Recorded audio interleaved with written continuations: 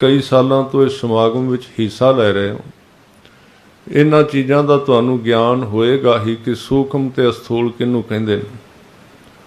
अस्थूल दा मतलब है जिहड़ी चीज़ नूं इस अख नाल वेख लईए और हत्थ नाल फड़ लईए, और सूक्ष्म दा मतलब है जो वस्तु महसूस होवे पर वो फोटो विच ना आवे, फड़ी ना जाए। जिवें गर्मी सूक्ष्म है, असीं कहने आ गर्मी लगदी पर दिसदी नहीं। शरीर दे संकेत लक्षण दसदे ने, पसीना आ रहा, शरीर तप रहा है, ये लक्षण ने, उहदी कोई फोटो नहीं है। इसे तरह ठंड के लक्षण ने, शरीर कंबन लग पैंदा पर ठंड की कोई तस्वीर नहीं है। असीं कहने भुख लग गई है, भुख सूखम क्रिया है। ये मैं तां कह रहा, तुसीं हुणे पढ़िया है, जिथे जाके महाराज एक उपदेशक की गल करते हैं, सो पंडित जो मन पर बुद्ध है, राम नाम आत्म है सोधा है, राम नाम सार रस पीवै, उस पंडित कै उपदेश जग जीवै, हर की कथा हृदय बसावै, सो पंडित फिर जोन न आवै, वेद पुराण सिमरत बूझै मूल, सूखम मैं जानै अस्थूल, चौं वर्णा को दे उपदेश, नानक उस पंडित को सदा आदेश। ये सूखम ते अस्थूल दोवें शब्द आए ने, जिन्होंने समझना बाणी पढ़न वाले नूं बहुत जरूरी, क्योंकि मार्ग सूखम है, सारा बरीक है, महसूस करने वाला है, अंदरली सारी घटना है, बाहर तो कुछ है ही नहीं, सब कुछ घर में, बाहर ना ही बाहर टोलै सो भरम भुलाई। कहते जिहड़ा धार्मिक बंदा परमात्मा नूं बाहरों लभेगा वो भरमां विच पै जाएगा, उन्हें भटक ही जाना, वो टाइम खराब कर लेगा और किते पहुँचेगा भी नहीं। ते सूखम की है वो मैं आप जी नाल 2-3 उदाहरण दे रहा सी भी गर्मी सूक्ष्म है, ये पता लग जाए, यानी कि ठंड सूक्ष्म है। आपां कहने भुख लगी, भुख सूक्ष्म क्रिया है, अंदरों महसूस होंदी है। जां असीं कहने सानूं नींद आई है, नींद दे लक्षण ने। इस तरह महाराज ने जदों ब्रह्म ज्ञानी की व्याख्या की ना, वो भी तुसीं हुणे पढ़िया है, वो ये नहीं कहा ब्रह्म ज्ञानी का मूँह नक किस तरह का है, उत्थे ब्रह्म ज्ञानी के लक्षण दसे ने, नानक ये लक्षण ब्रह्म ज्ञानी होए। किहड़े लक्षण ने? उहदे मन विच ते मूँह विच सदा इक्को ही रहिंदा है, वो एक तो बिना किसी दूसरे नूं वेखदा ही नहीं। ये उहदे लक्षण ने, लक्षण तो पहचानिया जाता। इस तरह सूखम है भुख, नींद, गर्मी, सर्दी। एक होर चीज़ बड़ी सूक्ष्म है, उन्होंने कहते ने दर्द।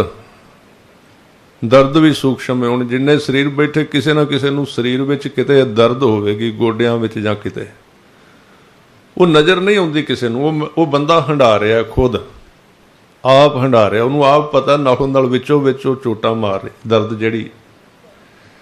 इस तरह जिहड़ा सिमरन है ना, वो दर्द वर्गा, वो बंदा कल्ला ही माणदा, नाल दे नहीं पता लगता। वो थोड़ा जिहा गोडा अगां पिछां जरूर करदा, चेहरे तो उहदे हाव भाव दिस पैणगे भी इहदे अंदर कुछ हो रहा है।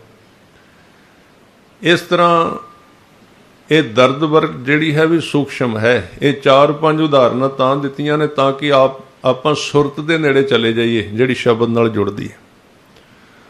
हुण ये 5 चीज़ां मैं आप जी नाल कहियां ने, ये सारियां सूखम ने। हुण आपां उस चीज़ बारे वेखने जिहड़ी इन्हां नूं फड़दी है, वो की है, वो इहदे तों भी अगे है, वो इस तों भी अगे है। ये 5 चीज़ां सूक्ष्म ने, भुख, नींद, गर्मी, सर्दी, दर्द। जिहड़ी दर्द है, 5-6 चीज़ां बनदियां, पर इन्हां नूं फड़दी जिहड़ी चीज़ सानूं खबर देंदी भी किते है, वो की है? उहनूं सुरती क्या है। सुरती दसदी भी तैनूं हुण गर्मी लग गई, तैनूं ठंड लग गई, तैनूं वो सुरती वो है। महाराज कहंदे पहलां सुरती नूं फड़, शब्द बाद विच पढ़ेगा। पहलां वो चीज़ ते फड़ ले जिन्हें शब्द दे नाल जुड़ना है, वो ही भजी फिरदी है, दौड़ी फिरदी है। सुरती सब तो ज़्यादा अखां तो भजदी, जदों अख नहीं ना टिकदी बंदे की, सब तो पहले अख नहीं टिकदी। इस करके जदों अमृत छकाउंदे ने, हुण तां नहीं हो रहा, पुराने जिहड़े अभ्यासी बंदे सन, वो ਉਹ ਪਹਿਲਾਂ ਵਹਿੰਦੇ ਸੀ ਵੀ ਤੂੰ ਮੇਰੇ ਵੱਲ ਅੱਖ ਸਿੱਧੀ ਕਰਕੇ ਵੇਖ, ਜੇ ਤੇ ਤੇਰੀ ਅੱਖ ਵਿੱਚ ਪਾਵਰ ਆ ਗਈ ਵੀ ਤੂੰ ਮੈਨੂੰ ਸਿੱਧਾ ਵੇਖ ਸਕਣਾ, ਤੈਨੂੰ ਅੰਮ੍ਰਿਤ ਛਕਾ ਦਿਆਂਗੇ। ਕਿਉਂਕਿ ਅੱਖ ਦੀ ਇਕਾਗਰਤਾ ਸੁਰਤੀ ਦੀ ਇਕਾਗਰਤਾ ਦੱਸਦੀ ਹੈ ਵੀ ਬੰਦਾ ਇਕੱਠਾ ਅੰਦਰੋਂ, ਉਹਦੀ ਅੱਖ ਦੱਸੇਗੀ ਕਿ ਕਿੰਨੀ ਕੁ ਉਹਦੀ ਅੱਖ ਪ੍ਰਭਾਵੀ ਹੈ। ਨਹੀਂ ਤੇ ਆਪਾਂ ਇੱਕ ਦੂਜੇ ਵੱਲ ਸਿੱਧੀ ਅੱਖ ਕਰਨੇ ਆ, ਬੰਦੇ ਦੀ ਅੱਖ ਹਿੱਲ ਜਾਂਦੀ ਹੈ। ਇਹ ਮੈਂ ਕੋਲੋਂ ਨਹੀਂ ਕਹਿ ਰਿਹਾ, ਤੁਸੀਂ ਬਾਣੀ ਵਿੱਚੋਂ ਜਾ ਕੇ ਚੰਗੀ ਤਰ੍ਹਾਂ ਪੜ੍ਹ ਲੈਣਾ। ਮਹਾਰਾਜ ਇੱਕ ਥਾਂ ਤੇ ਕਹਿੰਦੇ ਨੇ ਵੀ ਠੀਕ ਹੈ, ਸਿੱਖ ਗੁਰੂ ਦੇ ਅੱਗੇ ਕਦੀ ਅੱਖ ਚੁੱਕ ਕੇ ਨਹੀਂ ਵਹਿੰਦਾ, ਸਿਰ ਨਹੀਂ ਝੁਕਦਾ, ਨੀਵੀਂ ਨਜ਼ਰ ਰੱਖਦਾ, ਹਿਆ ਹੈ, ਅਦਬ ਹੈ, ਸਤਿਕਾਰ ਹੈ। ਪਰ ਗੁਰੂ ਤੇ ਸਿੱਖ ਦਾ ਸੰਬੰਧ ਉਦਣ ਜੁੜਦਾ ਹੈ ਜਿੱਦਣ ਸਿੱਖ ਵਿੱਚ ਗੁਰੂ ਵਰਤਦਾ ਹੈ ਤੇ ਉਹਦੀ ਨਜ਼ਰ ਵਿੱਚ ਇੰਨੀ ਤਾਕਤ ਪਾ ਦਿੰਦਾ ਵੀ ਉਹ ਗੁਰੂ ਵੱਲ ਸਿੱਧੀ ਨਜ਼ਰ ਨਾਲ ਵੇਖ ਸਕਦਾ, ਸਾਹਮਣੇ ਅੱਖਾਂ ਕਰਕੇ। ਭਾਈ ਦਇਆ ਸਿੰਘ ਜੀ ਕੌਣ ਸਨ? ਕਿੰਨੇ ਲੋਕ ਬੈਠੇ ਸੀ ਉੱਥੇ ਆਨੰਦਗੜ੍ਹ ਸਾਹਿਬ ਸਥਾਨ ਤੇ, ਕੇਸਗੜ੍ਹ ਸਾਹਿਬ ਦੇ, ਭੱਜ ਗਏ ਬਹੁਤ ਸਾਰੇ। ਕੌਣ ਖੜਾ ਹੋਇਆ ਜਿਹੜਾ ਸਤਿਗੁਰਾਂ ਦੇ ਸਾਹਮਣੇ ਅੱਖ ਸਿੱਧੀ ਕਰਕੇ ਜਿਹਨੇ ਵੇਖ ਲਿਆ, ਨਜ਼ਰ ਨਾਲ ਨਜ਼ਰ ਮਿਲਾ ਲਈ। ਮਹਾਰਾਜ ਨੇ ਬਾਣੀ ਵਿੱਚ ਵੀ ਉਹ ਸ਼ਬਦ ਕਿਹਾ ਹੈ ਕਿ ਉਸ ਦਿਨ ਸਿੱਖ ਦਾ ਤਨ ਤੇ ਮਨ ਦੋਵੇਂ ਨਿਹਾਲ ਹੋ ਜਾਣਗੇ ਜਿੱਦਣ ਉਹ ਗੁਰੂ ਨੂੰ ਸਾਹਮਣੇ ਵੇਖੇਗਾ ਨਜ਼ਰ ਕਰਕੇ। ਤਨ ਮਨ ਹੋਏ ਨਿਹਾਲ ਜਾਂ ਗੁਰ ਦੇਖਾਂ ਸਾਹਮਣੇ ਵੇਖਣਾ। ਤੇ ਸਾਹਮਣੇ ਕਦੋਂ ਵੇਖਿਆ ਜਾਂਦਾ ਹੈ? ਆਪਾਂ ਚੋਰ ਹਾਂ ਤਾਂ ਨਹੀਂ ਸਾਹਮਣੇ ਵੇਖਿਆ ਜਾਂਦਾ, ਚੋਰ ਸਾਹਮਣੇ ਨਹੀਂ ਵੇਖ ਸਕੇਗਾ। ਚੋਰ ਇੱਥੋਂ ਹੀ ਫੜਿਆ ਜਾਂਦਾ ਹੈ, ਉਹਦੀ ਅੱਖ ਹਿੱਲ ਜਾਂਦੀ ਹੈ। ਹੁਣ ਆਪਾਂ ਪਾਪ ਕਰਨੇ ਆ ਤੇ ਜਦੋਂ ਸਤਿਗੁਰੂ ਦੇ ਸਾਹਮਣੇ, ਬਾਣੀ ਦੇ ਸਾਹਮਣੇ ਆਉਂਦਾ, ਪਹਿਲੀ ਗੱਲ ਤੇ ਬੰਦਾ ਵਿਚਾਰ ਦੇ ਸਾਹਮਣੇ ਨਹੀਂ ਆਉਂਦਾ, ਤੇ ਜਦੋਂ ਗੁਰੂ ਦੀ ਵਿਚਾਰ ਸਾਹਮਣੇ ਆਉਂਦੀ ਆ ਅੰਦਰ ਹਿੱਲ ਜਾਂਦਾ ਵੀ ਇਹ ਗੱਲਾਂ ਆਪਣੇ ਵਿੱਚ ਤੇ ਹੈ ਨਹੀਂ। ਗੁਰੂ ਨੂੰ ਇੱਕ ਟੱਕ ਨਜ਼ਰ ਨਾਲ ਵੇਖਣਾ, ਉਸ ਨੂੰ ਗੁਰਬਾਣੀ ਦੇ ਵਿੱਚ ਲਿਵ ਕਿਹਾ ਹੈ। ਜਿੰਨਾ ਚਿਰ ਲਿਵ ਨਹੀਂ ਲੱਗਦੀ ਉਹਨਾਂ ਚਿਰ ਸਰੀਰ ਨਹੀਂ ਟਿਕੇਗਾ, ਅੱਖ ਵੀ ਨਹੀਂ ਟਿਕੇਗੀ। ਲਿਵ ਨਹੀਂ ਲੱਗੀ, ਆਨੰਦ ਸਾਹਿਬ ਤੁਸੀਂ ਪੜ੍ਹਿਆ ਹੋਣਾ ਸਵੇਰੇ, ਮਹਾਰਾਜ ਕਹਿੰਦੇ ਉਸ ਬੰਦੇ ਦੀ ਦੇਹ ਵੀ ਨਹੀਂ ਟਿਕੇਗੀ, ਉਹਦਾ ਇੱਕ ਅੰਗ ਵੀ ਨਹੀਂ ਟਿਕੇਗਾ, ਹਿੱਲਦਾ ਰਹੇਗਾ। ਕਿਉਂ? ਲਿਵ ਨਹੀਂ ਲੱਗੀ। ਸਾਚੀ ਲਿਵੈ ਬਿਨ ਦੇਹ ਨਿਮਾਣੀ, ਲਿਵ ਤੋਂ ਬਿਨਾ ਦੇਹ ਕਮਜ਼ੋਰ ਹੈ, ਟਿਕੇਗੀ ਨਹੀਂ, ਹਿਲਦੀ ਰਹੇਗੀ। ਸਾਚੀ ਲਿਵੈ ਬਿਨ ਦੇਹ ਨਿਮਾਣੀ, ਦੇਹ ਨਿਮਾਣੀ ਲਿਵੈ ਬਾਝੋਂ, ਕਿਆ ਕਰੇ ਵਿਚਾਰੀਆ। ਇਹ ਅਰਦਾਸ ਵਿੱਚ ਸਿੱਖ ਕਹਿ ਰਿਹਾ ਗੁਰੂ ਨੂੰ ਵੀ ਮੇਰੇ ਕੋਲ ਕੋਈ ਚਾਰਾ ਨਹੀਂ, ਮੈਂ ਕੀ ਕਰਾਂ, ਮੈਂ ਨਹੀਂ ਟਿਕ ਸਕਦਾ। ਕਿਆ ਕਰੇ ਵਿਚਾਰੀਆ, ਤੁਧ ਬਾਝ ਸਮਰੱਥ ਕੋਈ ਨਹੀਂ, ਤੇਰੇ ਤੋਂ ਬਿਨਾ ਮੈਨੂੰ ਕੋਈ ਨਹੀਂ ਟਿਕਾ ਸਕਦਾ, ਕਿਰਪਾ ਕਰ ਬਨਵਾਰੀਆ। ਇਸ ਨੂੰ ਹੋਰ ਥਾਂ ਨਹੀਂ, ਕੋਈ ਚੀਜ਼ ਕੰਮ ਨਹੀਂ ਦੇ ਰਹੀ, ਨਾ ਸਿਆਣਪ, ਨਾ ਪੜ੍ਹਾਈ, ਨਾ ਗਿਆਨ, ਮਨ ਨਹੀਂ ਟਿਕਦਾ। ਅਰਦਾਸ ਕਰਨੀ ਪੈਗੀ ਮਹਾਰਾਜ, ਇਸ ਨੂੰ ਹੋਰ ਥਾਂ ਨਹੀਂ, ਸ਼ਬਦ ਲਾਗ ਸਵਾਰੀਆ। ਕਹੈ ਨਾਨਕ ਲਿਵੈ ਬਾਝੋਂ, ਕਿਆ ਕਰੇ ਵਿਚਾਰੀਆ। ਅੱਖ ਖਲੋਏਗੀ, ਗੱਲ ਫਿਰ ਉੱਥੇ ਆ ਜਾਣੀ ਜਿੱਦਣ ਅੰਦਰ ਸ਼ੁੱਧ ਹੋਣਾ, ਅੱਖ ਖਲੋ ਜਾਏਗੀ ਉਦਣ, ਸੁਰਤੀ ਖਲੋ ਜਾਏਗੀ। ਆਪਾਂ ਸੁਰਤੀ ਦੀ ਗੱਲ ਕਰ ਰਹੇ ਸੀ। ਆ ਜਿੰਨੇ ਮੰਗਲਾਚਰਨ ਨੇ ਭਾਈ ਗੁਰਦਾਸ ਜੀ ਦੇ ਸੁਰਤੀ ਦੇ ਉੱਤੇ ਤੇ ਸ਼ਬਦ ਦੇ ਉੱਤੇ ਲਿਖੇ ਗਏ ਨੇ, ਸਤਿਗੁਰੂ ਜੀ ਦੇ ਸੂਖਮ ਰੂਪ ਤੇ ਲਿਖੇ ਗਏ ਨੇ, ਸਥੂਲ ਤੇ ਨਹੀਂ। ਇੱਥੇ ਸਿਰਫ ਮਜਬੂਰਨ ਉਹਨਾਂ ਨੂੰ ਕਹਿਣਾ ਪਿਆ ਵੀ ਗੁਰੂ ਨਾਨਕ ਦੇਵ ਜੀ ਨੂੰ ਦੇਵੀ ਦੇਵਤੇ ਧਿਆਉਂਦੇ ਨੇ, ਜਾਂ ਗੁਰੂ ਅੰਗਦ ਦੇਵ ਜੀ, ਜਾਂ ਗੁਰੂ ਅਮਰਦਾਸ ਜੀ। ਤੁਸੀਂ ਵੇਖੋ ਮਹਾਰਾਜ ਦੇ ਸਰੂਪ 10 ਹੋਏ ਨੇ, ਪਰ ਨਾਂ ਇੱਕੋ ਹੀ ਦਿੱਤਾ ਹੈ ਗੁਰੂ ਨਾਨਕ ਦੇਵ ਜੀ ਦਾ। ਗੁਰੂ ਅੰਗਦ ਦੇਵ ਜੀ ਸ਼ਲੋਕ ਰਚਦੇ ਨੇ, ਅੱਗੇ ਗੁਰੂ ਅੰਗਦ ਦੇਵ ਜੀ ਦਾ ਨਾਂ ਨਹੀਂ ਆਇਆ ਵਿੱਚ। ਇੱਕ ਨਾਮ ਹੀ ਮਜਬੂਰਨ ਦੇਣਾ ਪਿਆ ਬਈ ਇਹ ਨਾਨਕ ਹੈ, ਇੱਕ ਨਾਮ ਹੀ ਮਜਬੂਰਨ, ਕਿਉਂਕਿ ਗੁਰੂ ਵਿਅਕਤੀ ਨਹੀਂ ਹੈ, ਉਹ ਤੇ ਦੇਹ ਸੀ, ਉਹਦੇ ਵਿੱਚ ਸੀ ਗੁਰੂ। ਤੇ ਗੁਰੂ ਨਾਨਕ ਆਪਣੇ ਕੋਲ ਉਦਾਹਰਨਾਂ ਨੇ। ਜੇ ਗੁਰੂ ਨਾਨਕ ਦੇਵ ਜੀ ਗੁਰੂ ਹੁੰਦੇ, ਪਹਿਲੇ ਗੁਰੂ, ਤੇ ਦੂਜੇ ਹੁੰਦੇ ਗੁਰੂ ਅੰਗਦ ਦੇਵ ਜੀ, ਤੇ ਤੀਜੇ ਗੁਰੂ ਅਮਰਦਾਸ, ਫਿਰ ਬਾਬੇ ਬੁੱਢੇ ਨੂੰ ਗੁਰੂ ਨਾਨਕ ਦੇਵ ਜੀ ਦੇ ਜਾਣ ਤੋਂ ਬਾਅਦ ਨਵੇਂ ਸਿਰਿਓਂ ਫਿਰ ਗੁਰੂ ਬਣਾਉਣਾ ਪੈਣਾ ਸੀ ਗੁਰੂ ਅੰਗਦ ਦੇਵ ਜੀ ਨੂੰ। पर नहीं बनाना पिया। क्यों? ਉਹ ਹੀ है, ਉਹ ही नानक ਉੱਥੇ आ गया। जिवें ਇੱਕੋ ਬੰਦੇ ਦੇ 10 ਕਮਰੇ ਨੇ, ਉਹ 1 ਘੰਟਾ ਇੱਕ ਕਮਰੇ ਵਿੱਚ ਸੀ, ਫਿਰ ਕਮਰਾ ਛੱਡ ਕੇ ਦੂਜੇ ਵਿੱਚ ਆ ਗਿਆ, ਉਸੇ ਨੂੰ ਕਿਹਾ महल। महला पहला, महल ਦਾ ਅਰਥ ਹੈ ਕਮਰਾ। महला पहला, महला दूजा, महला तीजा, तीजे कमरे ਵਿੱਚ आ गए, तीजे शरीर ਵਿੱਚ। ਕਹਿਣ ਤੋਂ ਭਾਵ ਪਹਿਲਾਂ ਇੱਥੇ ਜਿਹਦਾ ਨਾਂ ਲਿਆ ਗੁਰੂ ਦਾ, ਉਹ ਸੂਖਮ ਗੁਰੂ ਹੈ। ਅਸਥੂਲ ਸਾਡੇ ਗੁਰੂ ਗ੍ਰੰਥ ਸਾਹਿਬ ਪਾਤਸ਼ਾਹ ਨੇ, ਅਸਥੂਲ ਗੁਰੂ ਨੇ। ਇੱਕ ਦੇ ਗੁਰੂ ਹੈ, ਇੱਕ ਅਸਥੂਲ ਗੁਰੂ ਹੈ, ਇੱਕ ਸੂਖਮ ਗੁਰੂ ਹੈ। 3 रूप है मोहे के सुनो नंद चित लाए। ਦੇ ਗੁਰੂ ਕੀ ਹੈ? ਹੁਣ ਕਈ ਵਾਰੀ ਸਾਡੇ ਪ੍ਰਚਾਰਕ ਕਹਿ ਦਿੰਦੇ ਦੇਹ ਤੇ ਗੁਰੂ ਹੈ ਹੀ ਨਹੀਂ, ਤੇ ਫਿਰ ਅਸੀਂ ਸਿਧਾਂਤ ਨੂੰ ਅੱਧਾ ਕੱਟ ਦਿੰਦੇ ਹਾਂ ਵਿੱਚੋਂ। ਦੇਹ ਤੋਂ ਬਿਨਾਂ ਤੇ ਗੁਰੂ ਕੰਮ ਹੀ ਨਹੀਂ ਕਰ ਸਕਦਾ। ਗੁਰੂ ਦੇਹ ਸੀ, ਗੁਰੂ ਦੇਹ ਹੈ ਹੁਣ ਵੀ। 10 ਪਾਤਸ਼ਾਹ ਦੇਹ ਨਹੀਂ ਸਨ, ਸਰੀਰ ਸਨ। ਸਰੀਰ ਦੇ ਰਾਹੀਂ ਉਹਨਾਂ ਨੇ ਸਿੱਖਾਂ ਨੂੰ ਉਪਦੇਸ਼ ਦਿੱਤਾ ਨਾ ਵੀ ਆਹ ਕੰਮ ਕਰੋ। ਪਰ ਜਦੋਂ ਉਹਨਾਂ ਸਿੱਖਾਂ ਨੂੰ ਉਪਦੇਸ਼ ਦਿੱਤਾ, ਉਹ ਜਿਹੜਾ ਗੁਰੂ ਸੀ ਉਹ ਸ਼ਬਦ ਸੀ ਕਿ ਅੱਜ ਤੋਂ ਬਾਅਦ ਹੁਣ ਤੁਸੀਂ ਸ਼ਬਦ ਨਾਲ ਜੁੜ ਜਾਣਾ। ਗੁਰੂ ਨਾਨਕ ਦੇਵ ਜੀ ਨੇ, ਗੁਰੂ ਗੋਬਿੰਦ ਸਿੰਘ ਮਹਾਰਾਜ ਨੇ, ਉਹ ਦੇ ਗੁਰੂ ਸੀ। ਤੇ 1699 ਤੋਂ ਬਾਅਦ ਵਿਸਾਖੀ ਨੂੰ ਮਹਾਰਾਜ ਨੇ ਦੇਹ ਦਾ ਕਨਸੈਪਟ ਬਦਲ ਕੇ 5 ਵਿੱਚ ਰੱਖ ਦਿੱਤਾ। ਤੇ ਉਹ ਅੱਜ ਤੱਕ ਉਸੇ ਤਰ੍ਹਾਂ। ਅੱਜ ਵੀ ਦੇਹ ਗੁਰੂ ਹੈ ਸਿੱਖਾਂ ਦੇ ਵਿੱਚ, ਪਰ ਕਿਹੜੀ? 5 ਦੇਹਾਂ ਇੱਕੋ ਰੂਪ ਨੇ। 5 ਤੱਤ ਇਕੱਠੇ ਕਰ ਦਿੱਤੇ। 5 ਪਿਆਰੇ ਦੇਹ ਗੁਰੂ ਹਨ ਸਾਡੇ। ਗੁਰੂ ਗ੍ਰੰਥ ਸਾਹਿਬ ਸਾਡੇ ਅਸਥੂਲ ਗੁਰੂ ਨੇ। ਅਸਥੂਲ ਗੁਰੂ ਕਿਵੇਂ ਨੇ? ਆਪਾਂ ਮਹਾਰਾਜ ਸੱਚੇ ਪਾਤਸ਼ਾਹ ਜੀ ਨੂੰ ਮੱਥਾ ਟੇਕ ਸਕਨੇ ਆ, ਸਤਿਗੁਰਾਂ ਦੀ ਹੁਕਮਨਾਮਾ ਲੈਨੇ ਆ, ਆਪਾਂ ਸੋਖ ਆਸਨ ਦੀ ਸੇਵਾ ਕਰਨੇ ਆ, ਪਿਆਰ ਨਾਲ ਅਰਦਾਸ ਹੁੰਦੀ ਹੈ, ਪਰਿਕਰਮਾ ਕਰੀ ਦੀ। ਫਿਰ ਆਪਾਂ ਸੋਖ ਆਸਨ ਅਸਥਾਨ ਤੇ ਜਾ ਕੇ ਕਹਿੰਦੇ ਆ ਵੀ ਆਪ ਜੀ ਵਿਸ਼ਰਾਮ ਕਰੋ, ਸਾਨੂੰ ਹੁਣ ਖੁਸ਼ੀਆਂ ਬਖਸ਼ੋ। ਇਹ ਸਤਿਗੁਰੂ ਜੀ ਅਸਥੂਲ ਗੁਰੂ ਨੇ ਸਾਡੇ। ਪਰ ਗੁਰੂ ਗ੍ਰੰਥ ਸਾਹਿਬ ਜੀ ਦੇ ਨਾਲ ਜੁੜ ਕੇ, ਸਤਿਗੁਰੂ ਜੀ ਦੀ ਬਾਣੀ ਨੂੰ ਕਮਾ ਕੇ, ਜਦੋਂ ਬਾਣੀ ਸਿੱਖ ਕਮਾ ਲੈਂਦਾ, ਪੜ੍ਹ ਕੇ ਜਪਜੀ ਸਾਹਿਬ ਬਾਣੀ ਪੜ੍ਹ ਕੇ, ਉਹਦੇ ਉੱਤੇ ਪੂਰਾ ਜਿੱਦਣ ਭਰੋਸਾ ਆ ਗਿਆ, ਕੱਲਾ ਪੜ੍ਹਿਆ ਨਹੀਂ, ਉਸ ਦਿਨ ਗੁਰੂ ਗ੍ਰੰਥ ਸਾਹਿਬ ਜੀ ਸੂਖਮ ਹੋ ਕੇ ਸਿੱਖ ਦੇ ਵਿੱਚੋਂ ਉਹਨੂੰ ਕਹਿੰਦੇ ਵੀ ਮੈਂ ਤੇ ਇੱਥੇ ਬੈਠਾ ਸੀ ਤੇਰੇ ਅੰਦਰ, ਤੂੰ ਮੈਨੂੰ ਬਾਹਰੋਂ ਲੱਭਦਾ ਰਿਹਾ। ਸੋਈ ਫਿਰਕਾ ਤੂੰ ਹੁਆ ਜਾਂ ਕੋ ਕਹਿਤਾ, ਔਰ ਉਹ ਅੰਦਰੋਂ ਦਿਸੇ ਗੁਰੂ ਗ੍ਰੰਥ ਸਾਹਿਬ। ਹੁਣ ਇੱਥੇ ਕੋਈ ਭਰਮ ਨਾ ਪਵੇ ਵੀ ਅੰਦਰੋਂ ਕੀ ਕਲਪਨਾ ਕਰ ਲੈ ਵੀ ਗੁਰੂ ਗ੍ਰੰਥ ਸਾਹਿਬ ਦਾ ਉਹ ਆਸਣ ਦਿਸਦਾ ਹੈ ਜੀ। ਨਹੀਂ, ਸ਼ਬਦ ਸੂਖਸ਼ਮ ਰੂਪ ਰਸ ਰੂਪ ਬਣ ਗਿਆ। ਤਾਂ ਹੀ ਤੇ ਸਾਧੂ ਪੈਦਾ ਕੀਤੇ ਨੇ ਦੱਸਣ ਲਈ।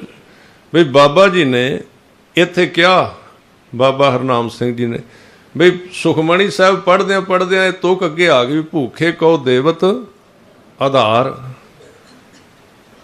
ਵੀ ਕਰਕੇ ਵੇਖੀਏ ਭਲਾ ਭੁੱਖੇ ਨੂੰ ਗੁਰੂ ਅੰਦਰ ਬਹਿ ਕੇ ਰੋਟੀ ਦਿੰਦਾ ਹੈ ਕਿ ਨਹੀਂ। ਕਿੰਨੇ ਦਿਨ ਰੋਟੀ ਨਹੀਂ ਖਾਧੀ ਉਹਨਾਂ ਨੇ, ਤੁਸੀਂ ਪੜ੍ਹਿਆ ਹੋਣਾ ਸਾਰਿਆਂ ਨੇ। ਸੇਕ ਨੇਹਾ ਕਿਤਾਬ ਵਿੱਚ ਮੈਂ ਪੜ੍ਹਿਆ। ਉਹ ਇੱਥੇ ਬਹਿ ਗਏ ਸਾਹਮਣੇ, ਕਹਿੰਦੇ ਵੇਖਨੇ ਭਲਾ ਭੂਖੇ ਕੋ ਦੇਵਤ ਆਧਾਰ ਦਾ ਮਤਲਬ ਹੁੰਦਾ ਵੀ ਖਾਣਾ ਪੀਣਾ ਦੇਣਾ। ਬਈ ਭਲਾ ਨਾਮ ਬੰਦੇ ਨੂੰ ਰੋਟੀ ਦਾ ਕੰਮ ਦਿੰਦਾ ਹੈ ਕਿ ਨਹੀਂ, ਕਰਕੇ ਵੇਖੀਏ। ਭਰੋਸਾ ਸੀ ਉਹਨਾਂ ਨੂੰ ਤੇ ਉਹਨਾਂ ਕਰਕੇ ਵੇਖਿਆ। 40 ਦਿਨ ਜਾਂ ਜਿੰਨੇ ਦਿਨ ਲਾਏ ਤੇ ਜਦੋਂ ਬਾਹਰ ਨਿਕਲੇ ਉਸੇ ਤਰ੍ਹਾਂ ਕਹਿੰਦੇ ਮੈਨੂੰ ਕੋਈ ਫਰਕ ਨਹੀਂ ਪਿਆ। ਇਹ ਸੂਖਮ ਗੁਰੂ ਅੰਦਰ ਪ੍ਰਗਟ ਹੋ ਗਿਆ। ਬਾਣੀ ਨੇ ਆਧਾਰ ਬਣਾ ਦਿੱਤਾ ਅੰਦਰ। ਇਹ ਸੂਖਮ ਗੁਰੂ ਅੰਦਰ ਪ੍ਰਗਟ ਹੋਇਆ। ਉਹਨਾਂ ਦੇ ਸਤਿਗੁਰ ਨਾਨਕ ਪ੍ਰਗਟਿਆ, ਮਿੱਟੀ ਧੁੰਦ ਜਗ ਚਾਨਣ ਹੋਆ। ਇੱਕ ਸਤਿਗੁਰੂ ਨਾਨਕ ਦੇਵ ਜੀ ਪ੍ਰਗਟੇ ਸਨ ਨਨਕਾਣਾ ਸਾਹਿਬ ਮਾਤਾ ਤ੍ਰਿਪਤਾ ਜੀ ਦੇ ਗ੍ਰਹਿ। ਉਸ ਧਰਤੀ ਨੂੰ ਸਿੱਖ ਰੋਜ਼ ਯਾਦ ਕਰਦਾ ਵੀ ਨਨਕਾਣਾ ਸਾਹਿਬ ਦੇ ਦਰਸ਼ਨ ਬਖਸ਼ੋ। ਪਰ ਬਾਬੇ ਨਾਨਕ ਨੇ ਕਿਹਾ ਸਿੱਖਾ ਵੀ ਉਦਣ ਮੇਰਾ ਜਨਮ ਹੋਇਆ ਸੀ, ਤੂੰ ਮਨਾ ਗੁਰਪੁਰਬ, ਕੋਈ ਸ਼ੱਕ ਨਹੀਂ, ਪਰ ਕਿਤੇ ਤੇਰੀ ਜ਼ਿੰਦਗੀ ਵਿੱਚ ਉਹ ਗੁਰਪੁਰਬ ਆ ਜਾ ਜਿੱਦਣ ਮੈਂ ਸ਼ਬਦ ਬਣ ਕੇ ਤੇਰੇ ਅੰਦਰੋਂ ਜਨਮ ਲੈ ਲਵਾਂ। ਉਹ ਗੁਰਪੁਰਬ ਕਿਸੇ ਦਿਨ ਆ ਜਾ ਤੇਰੇ ਜੀਵਨ ਵਿੱਚ। ਦੂਜਾ ਜਨਮ ਉਹ ਸ਼ਬਦ ਦਾ ਸੂਖਮ ਰੂਪ ਹੈ ਗੁਰੂ ਨਾਨਕ ਸਾਹਿਬ ਜੀ ਦਾ। ये चीज़ों की काउंसलिंग होनी बड़ी जरूरी है। कोई मैं ये नहीं कह रहा भी मैं कोई नवीं गल तुहाडे नाल कर रहा, बाणी विचों गल कर रहा, पर मैं 50-60% बंदे अपने साधक भटकते वेखे ने सारे देशों में फिर के सिमरन के संबंध में, अभ्यास के संबंध में, क्योंकि करी जाने हो क्लीयर नहीं होंदा भी तुसीं ध्यान किहदा लाउणा, वो क्लीयर नहीं होंदा। फिर तुसीं उन्हां नूं जे रोकदे उन्हां दी शरधा टुटदी है, कोई किसी गुरुद्वारे का ध्यान करी जांदा, कोई किसी का करी जांदा, पर वो क्लीयर क्यों नहीं होया? क्योंकि उसकी काउंसलिंग नहीं। सिੱਖੀ बारे सवाल जवाब ने। हुण मैं इत्थों निकलना वा, तुसीं भी निकलदे हो, मैनूं लंगर तक जांदे 6-7 सवाल आ जांदे ने भी आह की आ, की ये क्यों भला? ये साडी काउंसलिंग बड़ी घट है। असीं इहदे उत्ते विचार गोष्ठी बहुत घट करने आ। सिੱਖੀ विच गुरु नानक साहब ने विचार गोष्ठियां बहुत कीतियां ने। एक पूरी बाणी का नाम ही सिद्ध गोष्ठी, सिद्ध गोष्ठी की उन्होंने। सिखां नाल भी गोष्ठी ही करते रहे, जिथे गए ने वार्ता हुई, विचार हुई, जिहड़ा काम कर रहे हो बारे तुसीं विचार दिओ। जदों इस तरह सिमरन समागम हुंदा, चाहीदा है कि किसी कमरे दे विच सिंह बह के बाद विच गुरमत बारे, हुण कमाई वाले शरीर ने विच वो विचार अपनी दसन कोई बई ये की हुंदा है, तां दूजिआं नूं जल्दी रस्ता मिल जांदा है।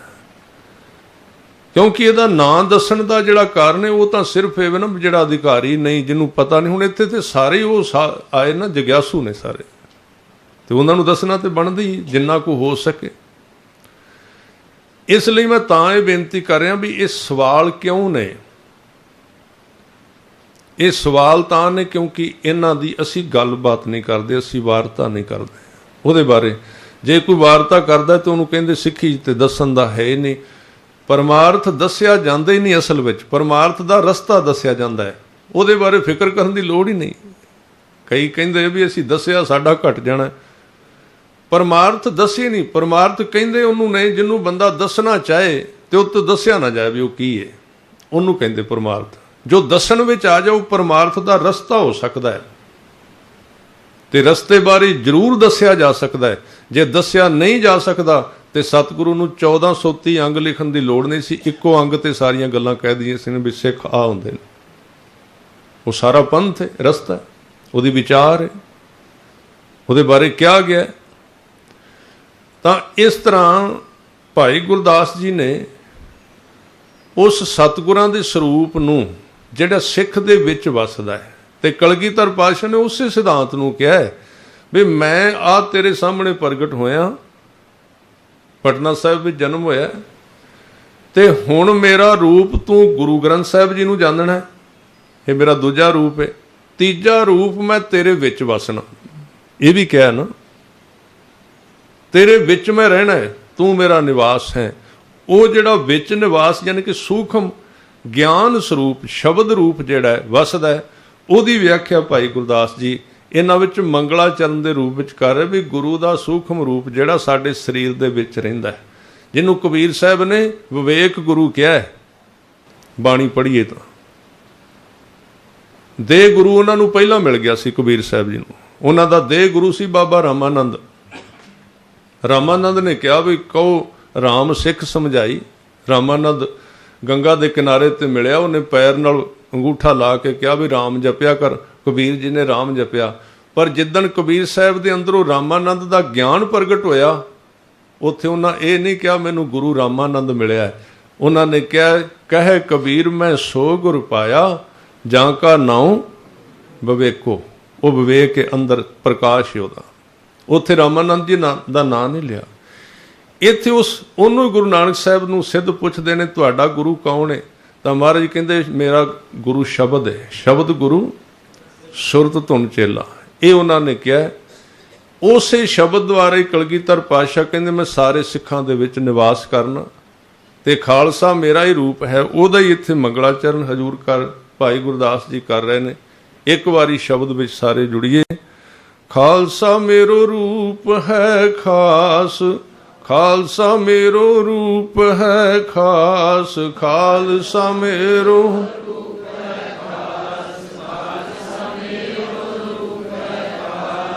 ਖਾਲਸਾ मेरो रूप है खास, खालसा मेरो रूप है खास, खालसा मेरो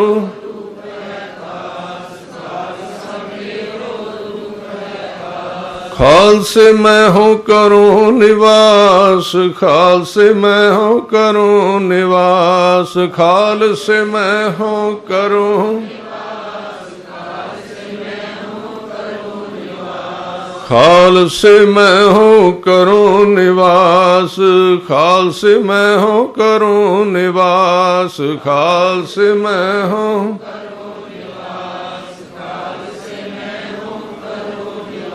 इस तरह गुरु ते सिख एक हो गए। इसे नूं भाई गुरदास जी दूजे कहंदे ने, वाहो वाहो गोबिंद सिंह आपे गुर चेला। चेले ने गुरु दा हुक्म मन्निया ते गुरु